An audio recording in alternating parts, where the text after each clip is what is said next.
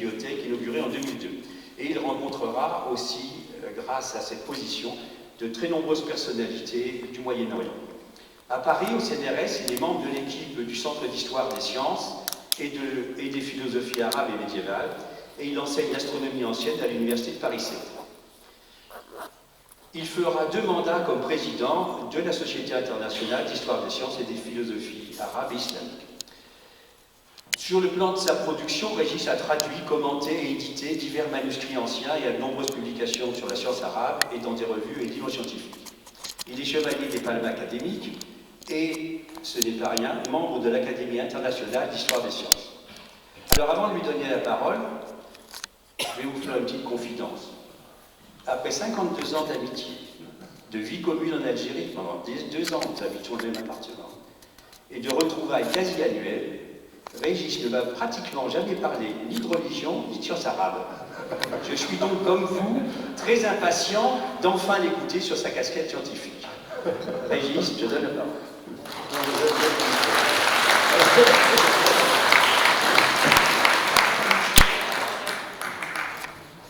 Mais écoutez, c'est presque trop beau tout ce qu'on dit de moi. Comment? Écoutez, parce que c'est que essayer de vous parler de la science arabe, c'est une chose qui est très importante.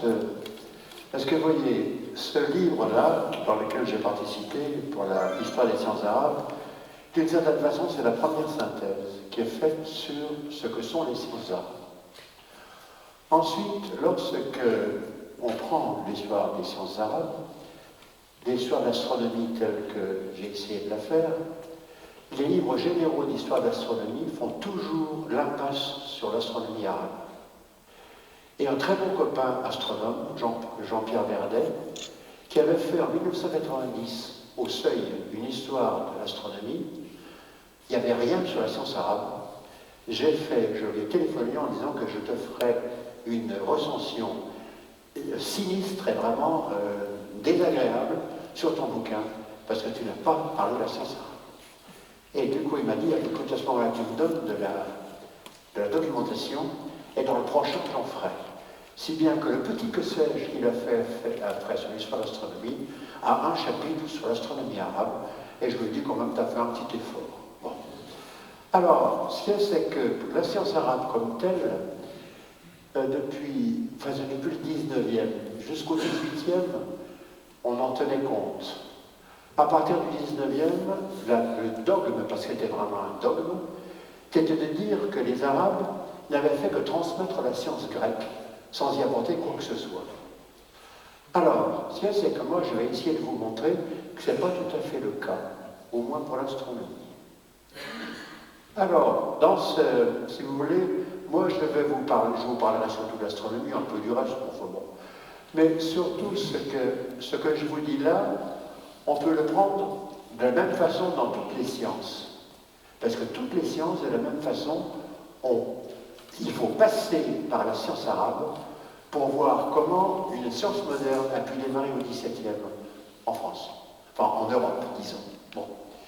Alors, deuxième chose que je vais vous dire, c'est que ce qui m'a beaucoup intéressé dans tout le travail que j'ai fait pendant un certain nombre d'années, c'est de voir que moi, je travaillais autour de la Méditerranée. Et que c'est à la Méditerranée, de cette espèce de melting pot, qu'avec la science moderne a pu se faire. Parce qu'il y avait toujours passage d'une rive à l'autre, et toutes les conclusions des sciences passaient d'une rive à l'autre. Par contre, j'ai des exemples très précis, disant qu'il y avait eu des choses très importantes qui s'étaient passées en Chine, mais elles n'ont pas eu du tout de conséquences, parce que la Chine n'était pas loin. Tout ce qui s'est passé autour de la Méditerranée est passé. Et donc, c'est un peu là-dedans, dans ce cadre-là, que je vais vous parler. Alors, d'abord, on va commencer par une carte. Hein.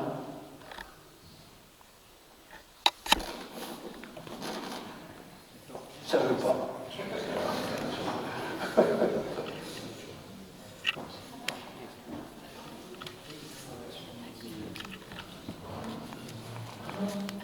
Voilà. Comment? Alors, attends.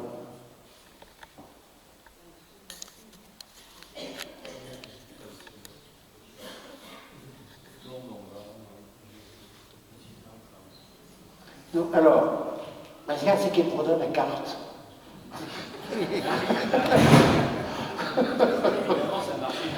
Et oui, bon. 30 secondes, petit. Non, parce que vous voyez, ce qu'il y a, c'est que là, les sciences arabes ont démarré surtout au IXe siècle. C'est-à-dire qu'au IXe siècle, c'était énorme comme démarrage, c'est-à-dire que ça n'était pas parti sur un terrain vierge. Sinon, il n'y aurait pas eu un tel démarrage très rapide de la science arabe au IXe. Mais on ne sait pas grand-chose sur ce qui s'était passé au 8e siècle.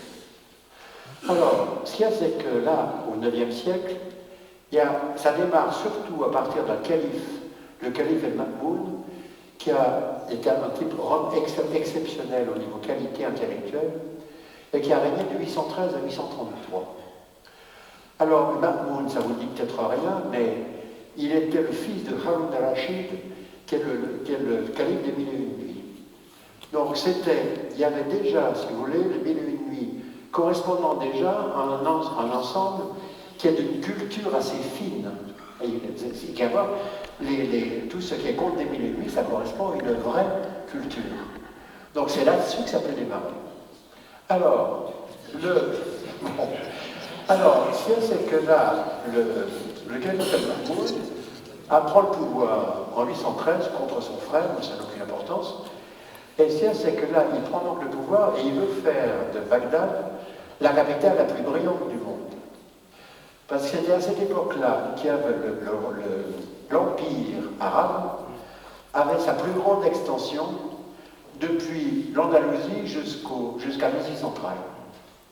Donc c'était un empire incroyable, et lui a voulu faire de cet empire, de sa capitale Bagdad, la chose la plus brillante au monde.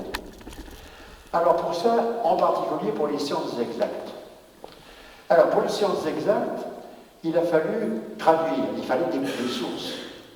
Les traductions en particulier ont eu lieu à partir du grec. Alors, cette transmission à partir du grec, ce n'est pas une transmission avec un déplacement géographique. Parce que l'Empire byzantin recouvrait, avant la conquête arabe, recouvrait la Syrie, l'Égypte et l'Irak. Donc il y avait dans tous ces endroits-là des manuscrits grecs, et il y avait des centres culturels grecs autrefois. Bon, il y en a des grands comme Apamée en Syrie qui sont connus.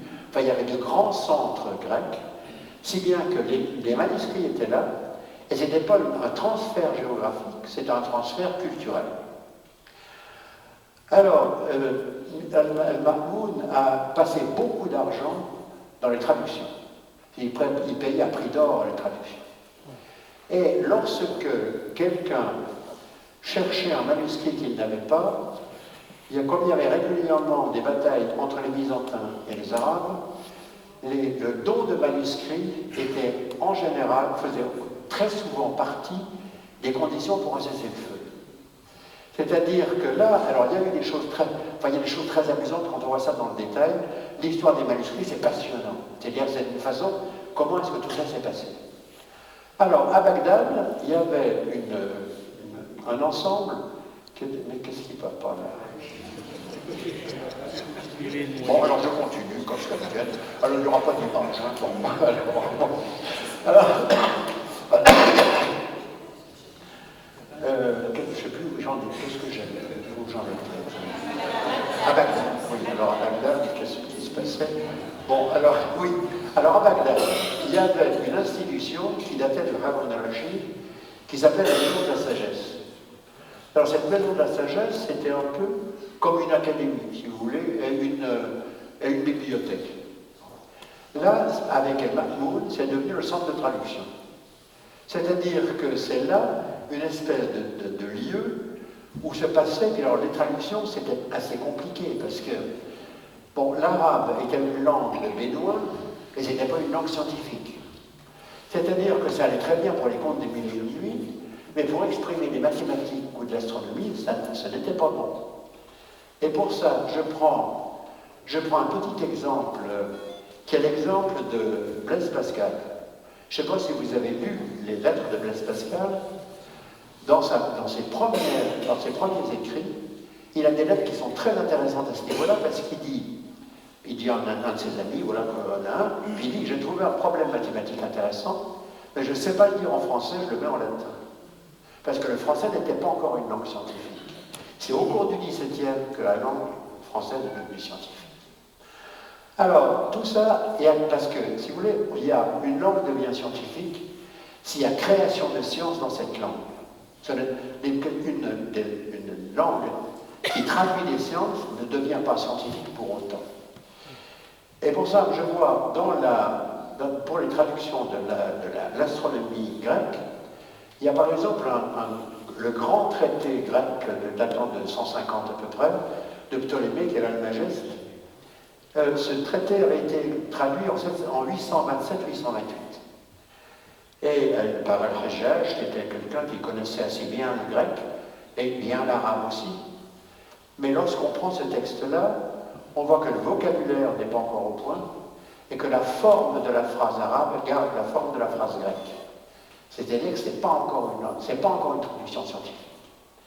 Et au contraire, en 892, il y a une deuxième traduction qui est faite, et cette deuxième traduction est faite après un passage de création de la langue arabe.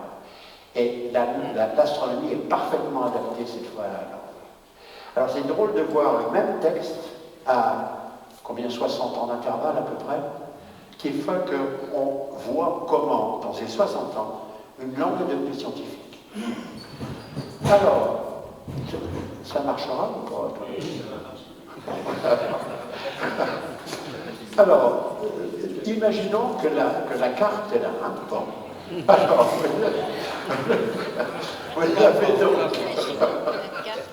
vous avez donc de l'Andalousie à l'Arabie centrale toute cette bande-là. Bon. Alors, cette bande-là, d'abord, Mahmoud, il a développé les sciences, il a développé les sciences exactes, et il a d'abord posé aux sciences exactes un certain nombre de questions. C'est-à-dire, par exemple, il a demandé comment on pouvait mesurer l'espace, mesurer son empire. Et du coup, ça a fait des développements énormes au niveau, d'abord, il a fait, la mesure du méridien terrestre a été faite à ce moment-là, dans le désert de Syrie, et c'est assez beau comme mesure. Et à partir de là, il a mesuré toutes les choses. Donc alors, il l'a mesuré en partie, et il y a une tradition qui s'est faite vous savez que ce qui est facile pour un lieu, c'est de déterminer la latitude. Il suffit de voir la hauteur du pôle. Mais la longitude, c'est complètement différent, parce que c'est une différence d'heure. C'est-à-dire que là, il y a quelqu'un qui a systématisé ça au XIe, lorsqu'il avait été sûr qu'il allait y avoir, à cause de calculs astronomiques, qu'il allait y avoir une éclipse de lune pour telle nuit, il écrivait à tout l'Empire en disant en heure locale à quelle heure commencera l'éclipse de lune et à quel moment elle cessera. Et ainsi, ils avaient des différences d'heures sur l'ensemble de l'Empire. Oh, c'est bon. Alors. Mais je ne me suis pas plaint, j'ai simplement regardé. Alors là. Doucement.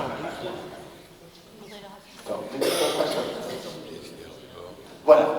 Alors, quels étaient. Tiens, voilà. Bon, alors, si vous voulez, les grands centres, c'était Damas avant les Abbassides.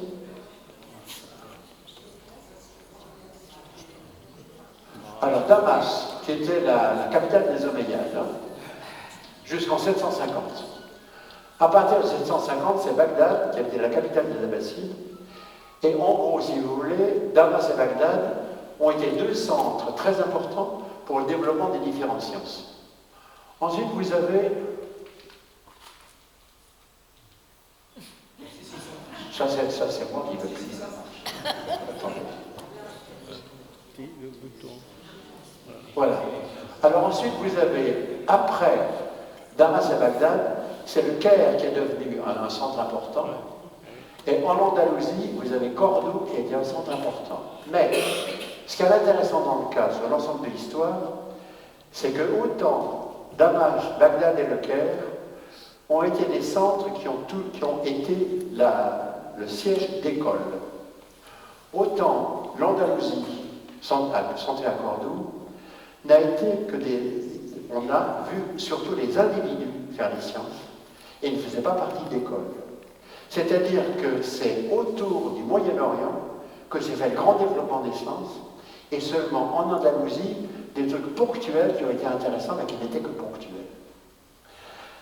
Alors, là, les textes ont été traduits. Et en astronomie, une fois qu'il y a eu l'Almageste qui a été traduit, on a commencé un développement des sciences, et le développement des sciences, ça s'est fait avec la création de 2 observatoires. Alors, d'abord, maintenant, on va voir pour j'ai la suite, ça marche. Alors, ce qu'il y a, c'est que là, j'ai ce petit schéma qui est du bricolage, mais pour vous montrer ce que c'est qu'à l'astronomie, autour de la Méditerranée ou en périphérie de la Méditerranée. Peut-être que l'astronomie scientifique a commencé en Mésopotamie. Bon. Mais on n'a que des tablettes. Vous avez déjà vu les tablettes mésopotamiennes.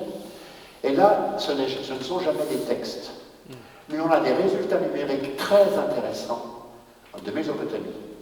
Et en particulier, le nom, il a fallu, pour un certain nombre de résultats, il a fallu des siècles d'observation pour arriver à ces résultats. Et ils ont aussi, les paramètres du mouvement lunaire, qui sont les plus difficiles en astronomie, ont été créés sûrement au IVe siècle et sont passés en grec. Alors après, on a les Grecs. Bon, on a les Grecs, ensuite on aura en partie l'Inde, après les Arabes, alors je vais vous détailler tout ça après. Et alors, ce qu'il y a, c'est qu'on a en 1543 Copernic. Alors, ce que je vous mets, ça c'est jusqu'à Copernic, c'est l'astronomie ancienne. Dans l'astronomie ancienne, il y a un monde clos, et il y a 3 postulats de base. C'est que la Terre est stable au centre du monde, que l'ensemble de l'univers est constitué de sphères ou de globes épais centrés sur la Terre, et que le mouvement circulaire uniforme est le seul adapté aux astres, parce que c'est un mouvement parfait. Donc, dans ces 3 choses, on aura la base de l'astronomie ancienne. Alors, si on regarde tout de suite, Copernic, il supprimera la Terre stable au centre du monde, puisqu'il la fera tourner autour du Soleil. Ensuite, Kepler. Kepler se fera supprimer le mouvement circulaire uniforme, puisqu'il va créer les ellipses. Et il verra que ce sont les ellipses. Et les sphères vont tomber avec elle. Mais, ce qu'il faut voir, c'est que Copernic, il est à la fois des 2 mondes. Il est à la fois d'astronomie ancienne parce que son monde est clos. Et en même temps, il a fait remuer la Terre, donc il a permis à d'autres de penser, mais son système est complètement incohérent, je vous dirai pourquoi après. Alors on a ensuite ceux qui ont rendu Copernic crédible, c'est Galilée d'abord, Kepler, Newton, parce que du coup c'est celui de toute la... Je suis grand fatigué. Bon, alors, l'attraction universelle. Bon. Et non, l'attraction universelle. Et puis à la fin, je mets tout à fait Einstein, parce que c'est celui qui a fini de rendre l'univers cohérent en trouvant pourquoi les astres se déplacent éventuellement, alors qu'ils ne sont pas explicables autrement qu'avec la relativité générale, et comment les astres peuvent briller à cause de la physique de l'atome.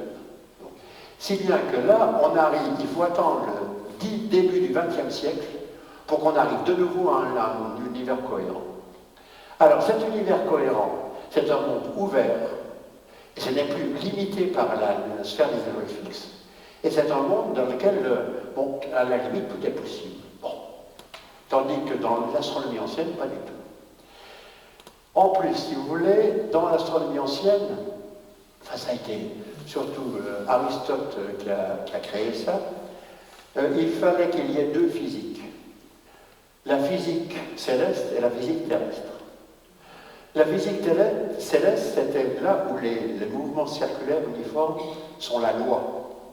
Et c'est là que le plus adapté au ciel, c'est ce mouvement circulaire uniforme.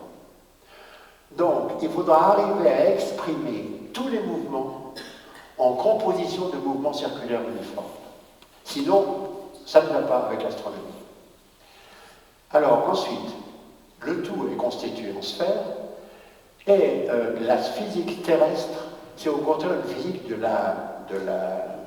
du mouvement linéaire.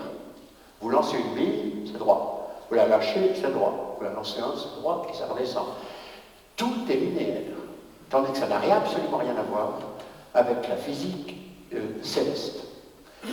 Alors, c'est tout ça, si vous voulez, qui va petit à petit intervenir, et cette cohérence, le système aristotélicien est parfaitement cohérent avec tous ces principes-là. Donc, jusqu'à Copernic, on a un univers qui est parfaitement cohérent. Il faut voir pourquoi. Alors, on a le système du monde clos, déterminé par Aristote, c'est celui-là. La Terre est stable au centre du monde, et vous avez l'organisation de toutes les sphères qui contiennent toutes un astre. C'est-à-dire que vous avez d'abord la sphère de la Lune, ensuite Mercure, ensuite Vénus, ensuite le Soleil, ensuite Mars, Jupiter, Saturne. Et Saturne n'est pas dans Mars, Saturne et Jupiter. Bon, Jupiter et Saturne, je crois que c'est Jupiter à la fin. Alors, c'est que là, donc, vous avez cet ordre-là, et pour avoir ça, c'est les planètes visibles à l'œil nu. Pour avoir les suivantes, il faudra attendre le XVIIIe siècle, avec la 6e, visible à l'œil nu, à cause des lunettes. Le 19e, il faudra attendre pour avoir la 7e, et 20e pour avoir la 8e. C'est-à-dire que là, on a un ensemble tout à fait cohérent de l'univers, avec tout le monde, et alors chaque astre a son lieu. C'est-à-dire que le faire du lieu est très important pour Aristote, et chaque astre a son lieu. Bon. On ne mélange pas les sphères les unes avec les autres. Elles sont toutes successives. Voilà. Alors, lorsque il a donc ces sphères centrées sur la Terre, et alors, pour savoir comment est-ce que expliquer le mouvement irrégulier des astres. Parce que si vous regardez un ciel qui est un ciel standard, et vous avez toutes les étoiles qui sont parfaitement fixes, et c'est toujours la même organisation. Elles tournent de façon circulaire. Aucun problème, d'une nuit sur l'autre, on voit qu'elles circulent de façon parfaitement régulière. Mais les 5 planètes visibles à l'œil nu, plus la Lune et le Soleil, ça circule parmi ça. Et alors, ce qu'il y a, c'est que le Soleil et la Lune, bon, on arrive à voir très bien comment ça se goupille. Les 5 planètes visibles, c'est plus difficile parce que c'est plus difficile, il faut voir bien repérer, nuit après nuit, où est-ce qu'elles se trouvent. Et alors, non seulement elles vont dans un certain sens, mais elles peuvent rétrograder, comme on dit, par rapport aux étoiles fixes. Et alors, elles font bien des boucles, ou bien des trucs, des S comme ça. Alors, comment trouver un système de sphères et de mouvements circulaires uniformes qui puisse expliquer parce qu'il faut expliquer cette irrégularité. Alors, la première chose qui est faite, c'est par Eudoxe, qui est un bon mathématicien, qui fait ce système de sphères homocentriques, qu'a repris Aristote en faisant un système du monde incroyablement compliqué. Alors, ces deux sphères, vous avez une sphère extérieure, et vous avez l'axe, qui est l'axe que j'ai marqué avec un trait horizontal, de chaque côté. Et vous faites tourner cette sphère sur elle-même. Vous en mettez une autre, et si vous avez le même axe, et vous la faites tourner exactement dans l'autre sens, la première entraînera l'autre, et l'autre tournera dans l'autre sens. C'est-à-dire, vu de l'extérieur, vous aurez tout le point de la sphère intérieure qui sera fixe. Mais vous décalez les axes. Toujours, vous faites la sphère extérieure qui tourne à une certaine vitesse, vous avez un axe décalé, et vous la faites tourner à la même vitesse, et à ce moment-là, tout point fera un saut de 8. Et ça permet d'expliquer le mouvement irrégulier des astres. Alors c'est Eudox, un très grand mathématicien, qui a créé ce système-là, et du coup on s'est contenté de ça pendant un certain temps. Bon, parce que chez Aristote, c'est moins de 380 par là, bon. Mais les observations continuent à être un peu plus fines, et on voit que ce système-là, ça ne peut plus coller. C'est-à-dire qu'il faut savoir comment faire autrement. Alors, je vais vous montrer d'abord qu'est-ce qu'on prend, comment on fait, qu'est-ce que c'est qu'une sphère céleste. Alors, une sphère céleste, quand on la considère toujours pour les calculs comme si on était en dehors et qu'on regardait la sphère extérieure totalement de l'extérieur. Alors, vous avez un certain lieu qui sera le centre de la sphère, et alors, ce qu'il y a, c'est que là,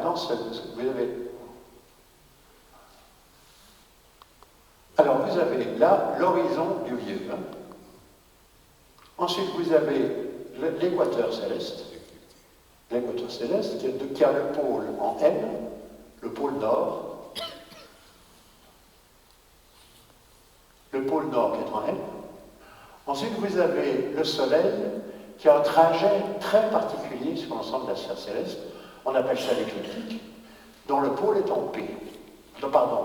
Oui, c'est bon, d'une importance. Alors, dont le pôle est en P. Si bien que là, lorsque vous avez une sphère céleste comme ça, alors avec l'angle entre l'équateur et l'écliptique, qui est une des constantes importantes de l'astronomie. Phi, ce sera la hauteur phi, le complément de la latitude qui sera ici, et vous avez tout point de la sphère qui peut être déterminé ou bien sur l'équateur, ou bien sur l'écliptique, ou bien sur l'équateur ou sur l'écliptique. Alors, autour de la Méditerranée, ce sera l'écliptique qui sera donc le trajet du Soleil, qui sera la référence de base. Parce que le trajet du Soleil, c'est autour de ce trajet-là que se placent toutes les planètes visibles. Donc c'est là, tout ça se fait par rapport à ça. Au contraire, je vous parlais de la Chine travaillait pour trouver les calendriers, donc tout se passait avec le passage du temps, donc ça devenait l'équateur. Et tout était référé à l'équateur. Et c'est dommage que ce ne soit pas passé en Méditerranée, parce que c'est beaucoup plus simple de se référer sur l'équateur que de se référer sur l'écliptique. Bon. Mais alors, ce qu'il y a, c'est que là, donc, on a cette sphère céleste, et alors, à partir de là, on essaie de faire un certain nombre de choses, d'observations les plus précises possibles. Et ces observations les plus précises possibles, à force de s'affiner, font que le système d'Aristote ne tient plus. Alors, on a autour de 125 avant notre ère, il y a un grand bonhomme qui est Hipparque, qui fait plusieurs systèmes possibles. Alors, il a d'abord un système qui est un système de cercle. Simplement, la Terre est ici. Il y a un centre, la Terre est décentrée par rapport au centre, sur lequel le Soleil circule. Alors, ça va très bien pour expliquer le mouvement du Soleil. Parce que, puisque nous, on sait qu'on circule autour du Soleil, et que c'est sur une ellipse qu'il y a peu de différence par rapport à un cercle. C'est bien que si on prend le système inverse, si on met la Terre au centre, que le Soleil peut très bien se circuler sur un cercle, et à ce moment-là, le décentrement, ça correspondrait à l'un des foyers de l'ellipse. Et c'est très proche de la réalité. Bon, si bien que là, comme ça fonctionne tout seul. Mais pour le reste, ça ne va pas. Alors, il a une deuxième solution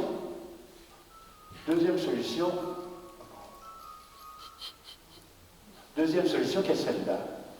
Il a la Terre au centre, un cercle sur lequel circule un petit cercle, celui-là on l'appellera l'épicykle, et celui-là le cercle porteur, et l'astre circule sur le petit cercle.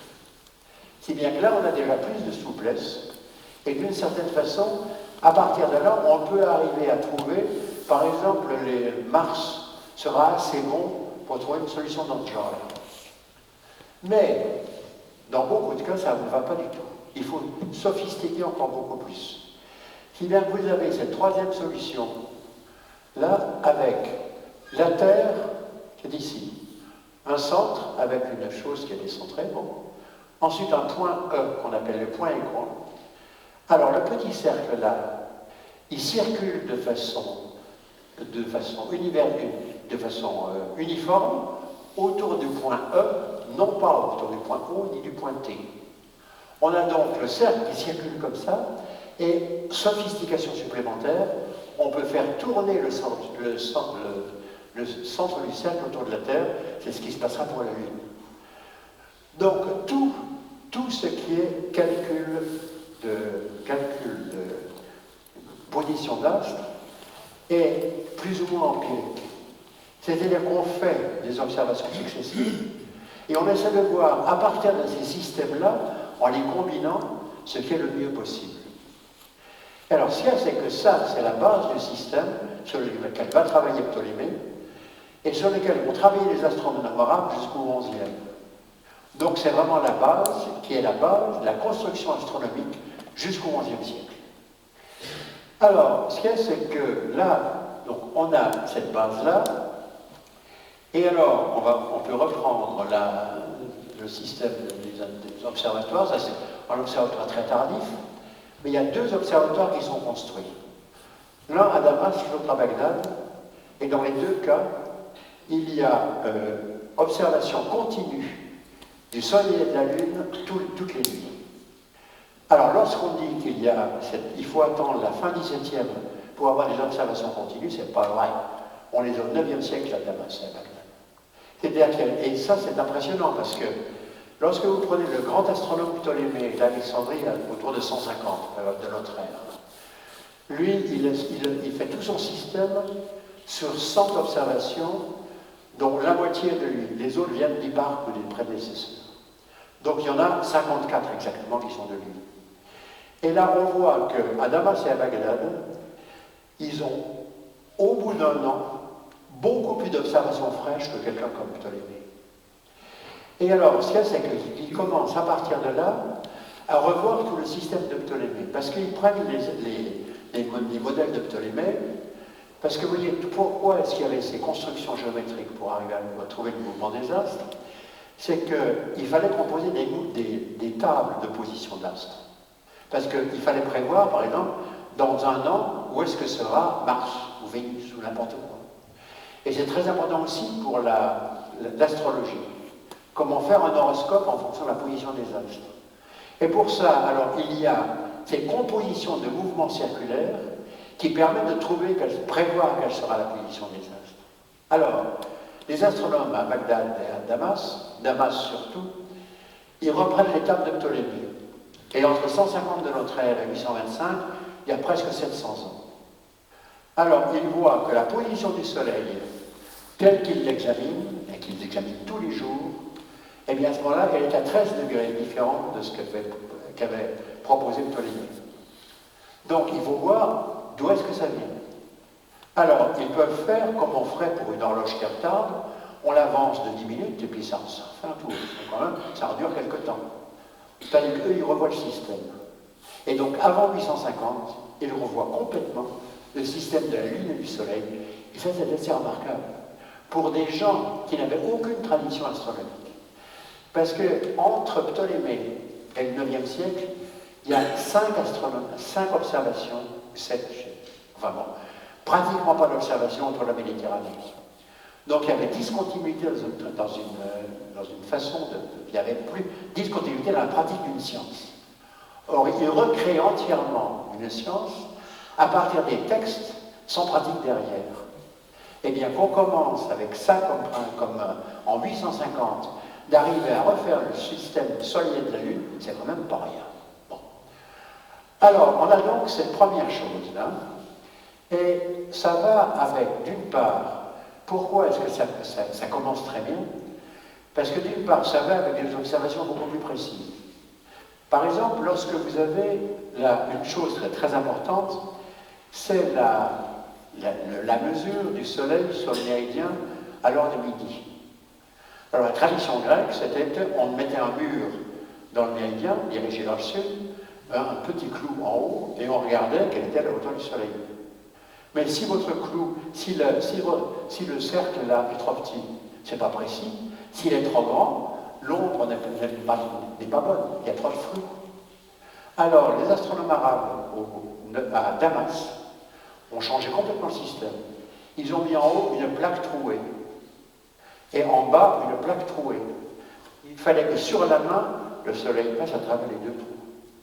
Et à ce moment-là, ça permet d'avoir un rayon beaucoup plus grand pour l'ensemble de l'appareil et une précision beaucoup plus grande. Alors tout ça, ça fait qu'il y a eu pendant tout le temps, alors c'était assez intéressant parce que après le Mahmoud, vous avez aussi un parce que les observatoires de l'époque dépendaient d'un mécène. Alors le Mahmoud était un mécène pour Bagdad et Damas. Et après, il y a eu des mécènes en pointillés. Mais enfin, il y a quand même eu toujours des observations, et les observations en particulier, on a des instruments très intéressants au cours du IXe siècle. Et au Xe siècle, il y a un saut qualitatif. C'est ça. Il y a un saut qualitatif, c'est ce qu'on appelle le grand sextant de Rai. Rai est dans la... Il ne reste plus rien de Rai. Ça serait actuellement dans la banlieue de Téhéran. Donc, il y a un astronome qui imagine de faire, en recherchant une situation du Soleil à midi, en se basant sur le principe de la chambre noire. Et vous avez un bâtiment qui est orienté nord-sud, avec deux murs obscurs, séparés, là c'est des 3,50 m pour le cas, deux murs obscurs, et un petit trou dans le toit du côté sud, en haut, et un sextant, un sixième de cercle en bas, recouvert de plaques de cuivre. Et le rayon de ce cercle-là est de 20 mètres. Donc il y a 10 mètres de pleurs dessus, et on creuse 10 mètres en dessous pour avoir le truc. Si bien qu'on a une image du soleil avec la chambre noire, qui est à peu près cette taille-là, 22 cm, je crois. Et donc il est facile de prendre son centre, et l'augmentation de la pression de l'observation, c'est plus de 10 fois. C'est-à-dire qu'à partir du IXe siècle, on a du coup une possibilité d'observation beaucoup plus précise que tout ce qu'il y avait avant. Et c'est quand même pas rien. Alors ça, c'est une chose qui est intéressante, et il en reste, alors à Rai, il ne reste plus rien.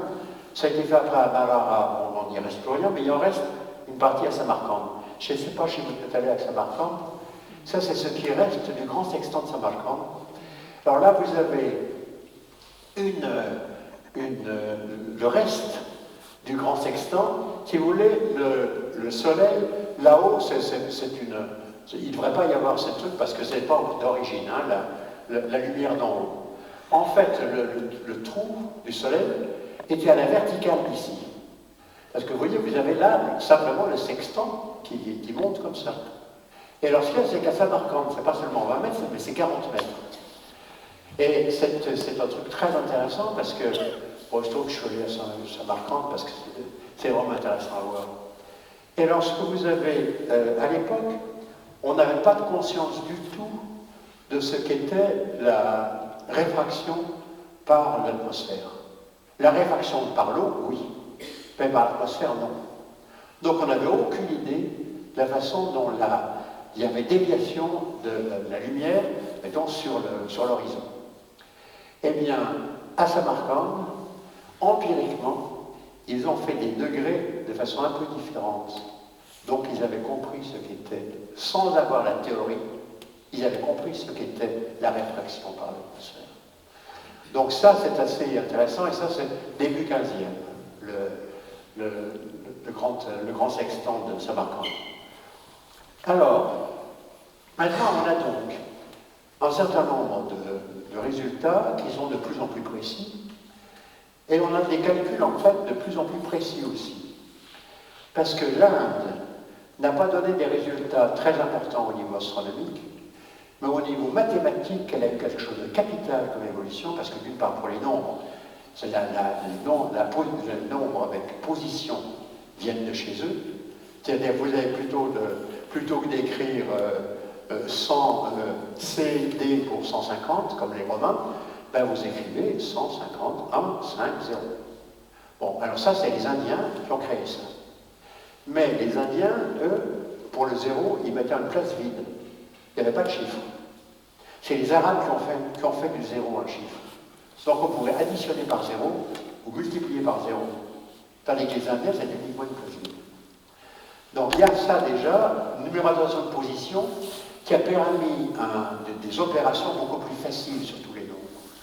Et d'autre part, là, elle a surtout quelque chose de capital, c'est qu'elle a créé le sinus et le cosinus.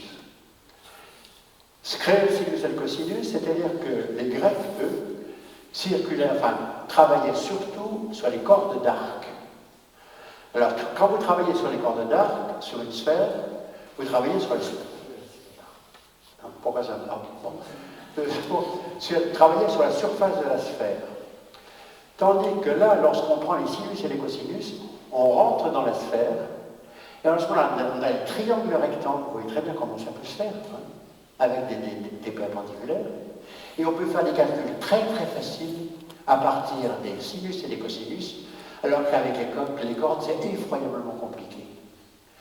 Alors à partir de là, et en plus, il y a eu la création de l'algèbre au IXe siècle à Bagdad. Et la création ça donnait un outil mathématique incroyablement souple, puisqu'il s'agissait on raisonnait sur les inconnus. Et à la fin d'un raisonnement parfaitement régulier, parfaitement rigoureux, une inconnue peut être un angle, n'importe quoi. C'est-à-dire qu'on arrive avec tout ça à des solutions mathématiques exceptionnelles, et on arrive à faire des progrès remarquables à tout ça. Alors, deuxième chose, c'est que dès le départ à Bagdad et Damas, on a voulu que soit réalisée la correspondance entre un système purement mathématique dans l'univers, sur les ces compositions de cercles que je vous ai montrées là précédemment. C'est les autres qui sont purement théoriques. C'est-à-dire que c'est à partir de là, ils sont composés empiriquement, et lorsqu'on arrive à les paramétrer, on arrive à trouver la position des astres. Mais on ne se pose pas la question de l'existence de ce mécanisme dans le ciel. Alors qu'à Damas et à Bagdad, Damas surtout, ils se sont dit il faut trouver un système mathématique qui soit réalisable pour faire une maquette d'univers. C'est-à-dire que ce soit un univers physique qu'on peut constituer à partir de nos calculs. Il ne s'agit pas seulement de faire des calculs possibles, il faut composer l'univers pour voir comment ça se goupille physiquement. Alors tout ça, ça fait que là, tout s'est développé et on n'arrivait pas à la question de l'astronomie physique. Ce n'est pas possible d'arriver parce que le système de Ptolémée ne connaît pas. Alors on arrive au XIe siècle. Ça, c'était la fin Xe, le grand sextant. On arrive au XIe siècle, et au XIe siècle, il y a deux contemporains qui sont très importants. Al-Biruni, qui est dans l'Asie centrale, et Ibn Haytham, qui était au Caire. Alors ça, c'est deux grands savants, des savants exceptionnels. Alors un type comme Al-Biruni, c'était d'origine perse, mais sa langue de travail était l'arabe. Et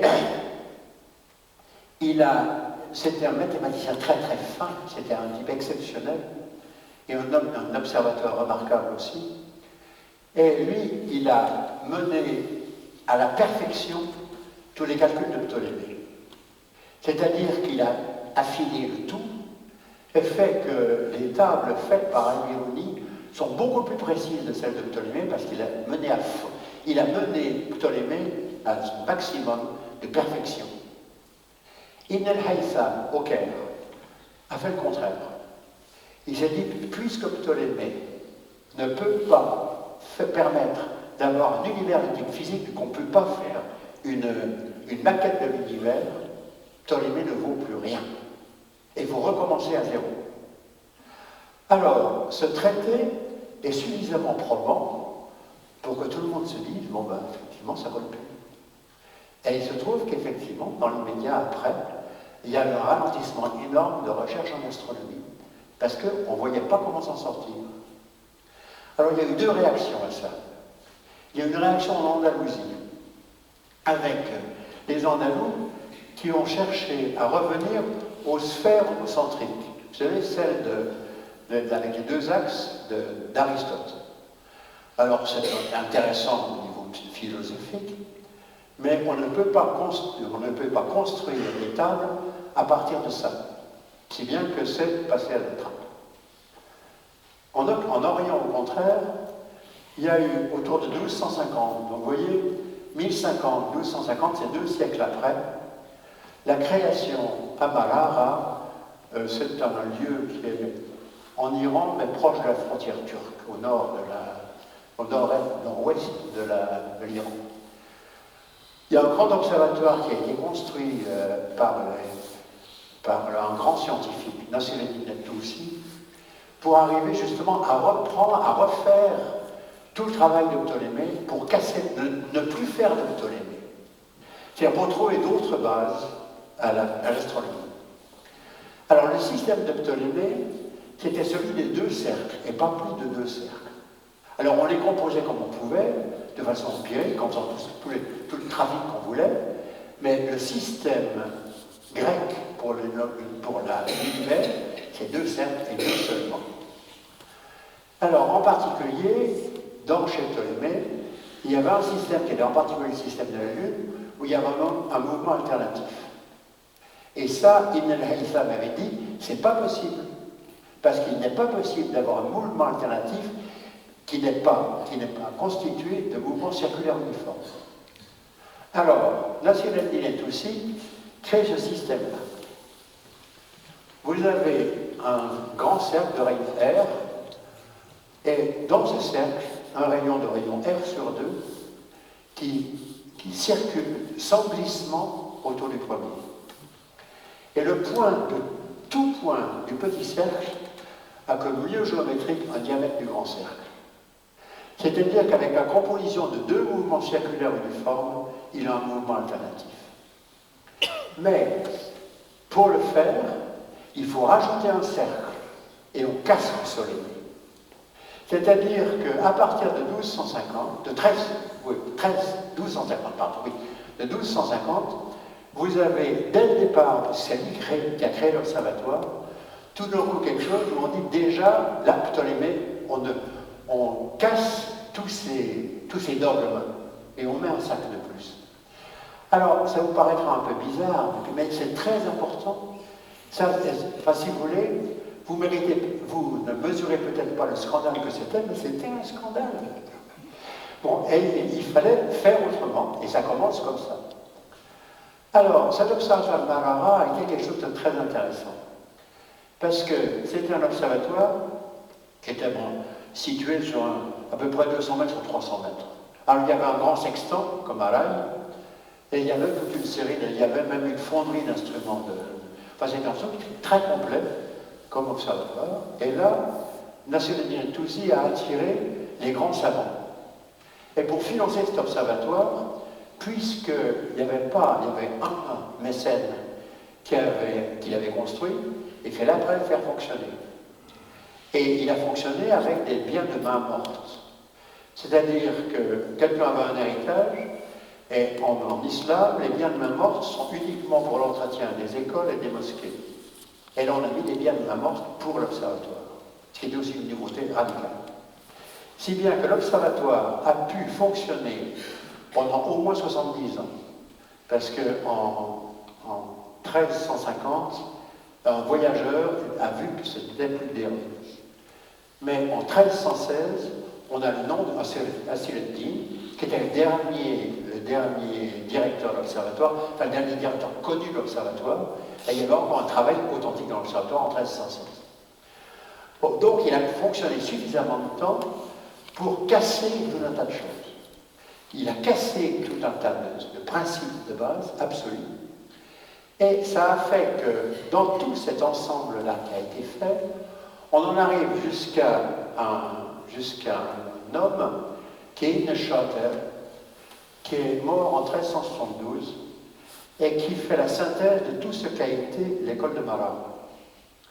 Il fait la synthèse de tout ça Et il prend au sérieux le fait qu'il faut arriver à faire un modèle d'univers qui soit centré sur la Terre, où tout mouvement est centré sur la Terre, et tout mouvement est circulaire uniforme, de telle façon qu'on puisse faire un modèle d'univers. Et il y est arrivé. C'est-à-dire qu'en 1372, vous avez une perfection du géocentrisme avec Ibn Shatter. Mais alors, c'est plus compliqué que ce qu'on peut imaginer. Et voilà en particulier quel est son système de la Lune. Alors le système de la Lune, ça paraît tout simple comme ça. Mais le système de la Lune de Ptolémée ne fonctionnait pas. Parce qu'il fonctionnait très bien pour trouver où était la Lune dans le ciel. Mais si son système de cercle était vrai, il aurait fallu que la distance de la Lune à la Terre passe de 1 à 2. Or, on voit très bien que le diamètre apparent de la Lune ne passe jamais de 1 à 2. Donc, alors c'était effroyablement compliqué pour arriver à cette solution, et Ibn Shatter, lui, fait ça comme solution. Alors, il a la Terre au centre, et la Terre au centre. Là, il a la direction du Soleil par rapport au c'est cet axe-là qui va faire tout le calcul des arcs. Et vous avez ici un point, ici, du grand cercle, qui va circuler dans ce sens-là, à partir de l'origine, où on prend l'origine des angles sur la direction Terre-Soleil. Ensuite, sur ce cercle-là, on met un autre petit cercle qui circule, là aussi. La Lune est sur ce petit cercle, et la Lune circule à son tour sur le petit cercle. Si bien qu'on arrive avec un paramétrage ad hoc à avoir une position parfaite de la Lune, et avec la composition de ces trois cercles, à avoir une distance Lune-Terre qui est exactement la même que celle qui est constatée à l'Une. Donc on arrive à un système parfait, tout est en mouvement circulaire uniforme, tout est centré sur la Terre, comme la Terre reste le centre de mouvement pour tout le reste, et donc on a d'une certaine façon, avec Ibn Shatter, la perfection du géocentrisme. Alors c'est la perfection du géocentrisme, du coup il va céder. Parce que comme toujours, quand quelque chose arrive à sa perfection, il est dépassé par autre chose. Et là, c'est ce qui va le dépasser. C'est Copernic, 70 ans après. Non, pardon, un siècle et demi après. Alors, Copernic, lui, ce système de la Lune chez Ibn Shatter est repris absolument chez Copernic.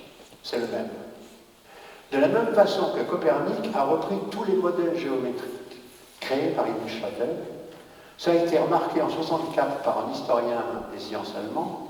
Cet historien des sciences a trouvé que, en comparant les images de Revolutionibus de Copernic et les images du grand traité d'Ibn Shatter, les figures étaient les mêmes et les lettres des figures étaient les mêmes.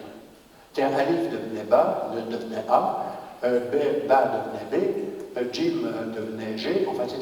Donc tout était, donc pas seulement non seulement les schémas étaient les mêmes, mais les lettres et les figures étaient les mêmes. Donc ça paraît clair qu'il y a passage. Alors on ne sait pas comment, on en parlera peut-être après s'il y a des questions là-dessus. Mais il est sûr que Copernic n'est pas possible sans Ibn Shatter. Et c'est ce qui faisait dire à Neugebauer, le plus grand spécialiste de l'histoire de l'astronomie, que Copernic était le dernier élève de l'école arabe de Marmara, mais pas le plus intelligent, parce qu'il y a des choses qu'il n'avait pas comprises. Donc on a ce résultat-là. Alors, Copernic, donc on voit comment il y a on arrive à Copernic. On ne sait pas comment d'ailleurs, mais on y arrive. Hein, bon. Alors Copernic, mais qu'est-ce qu'il fait avec ça? Copernic, lui, il a l'idée que ce n'est pas la Terre qui est au centre du monde, mais que c'est le Soleil.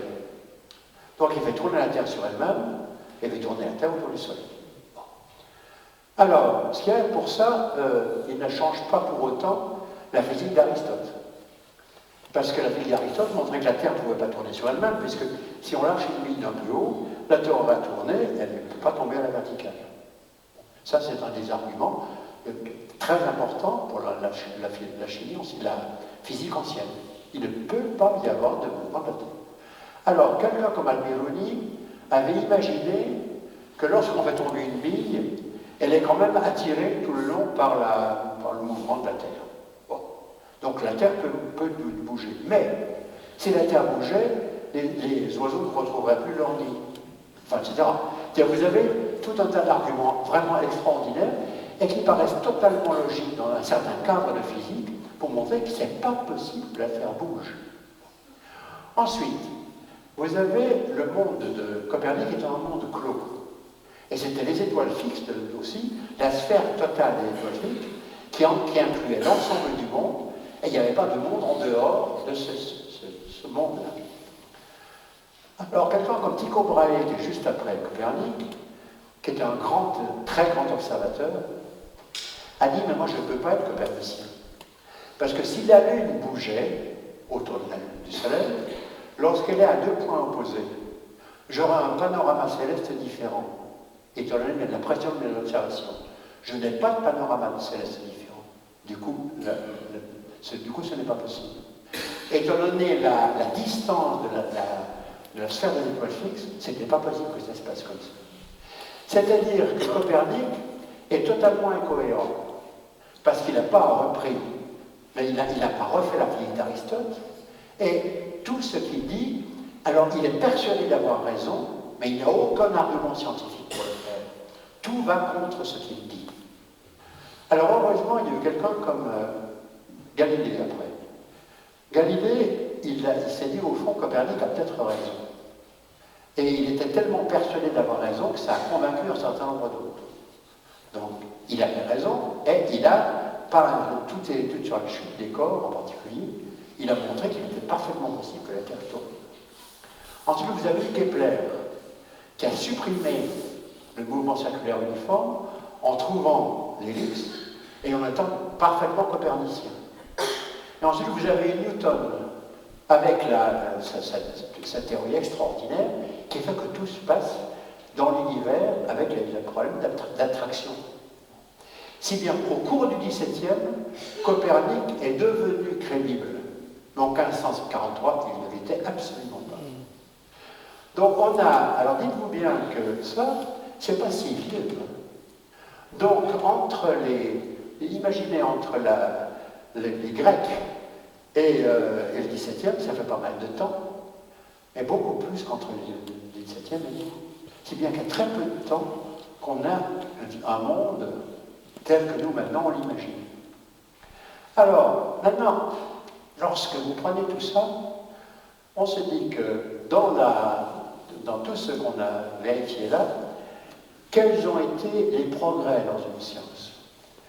Les progrès dans une science, c'est évident qu'il y a la précision de l'observation. Il y a une mathématisation de l'astronomie. Et il y a aussi un essai de faire une maquette de l'univers. S'il y a les trois, on arrive à un progrès.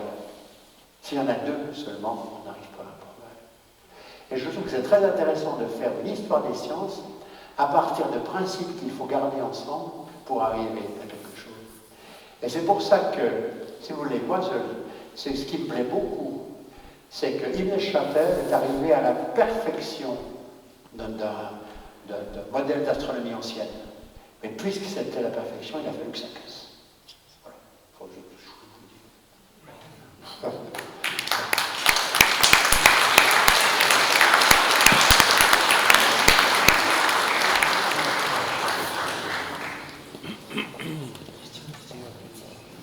Ah bah attendez, je peux vous montrer encore deux petits trucs là.